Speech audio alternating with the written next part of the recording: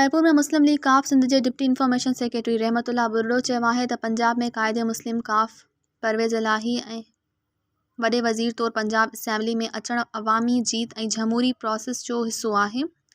हिन पंहिंजी प्रेस बयान में वधीक चयो त असांजे मरकज़ी क़यादत नून लीग पारां करायल ऐं किरियल हरकत जेका पंजाब असैम्बली अंदरि कई वई हुई ऐं चौधरी परवेज़ इलाही ते हमिलो करायो वियो हो सा सरासर बुज़दिली हुई ऐं इन जो नतीजो अवामी वोट ज़रिए मिलियो अथनि।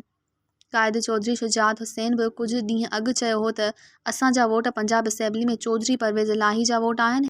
हिन वधीक चयो त असां जमहूरी प्रोसेस जा क़ाइल आहियूं ऐं इहे नतीजा देरपा ज़रूर आहिनि पर पाइदार ऐं अवामी अंदाज़ जा आहिनि। मज़ीद ख़बरनि ऐं तफ़सीलात लाइ विज़िट कयो असांजी वेबसाइट www.awamiNewsHD.com ऐं ॾिसंदा रहो अवामी न्यूज़ HD।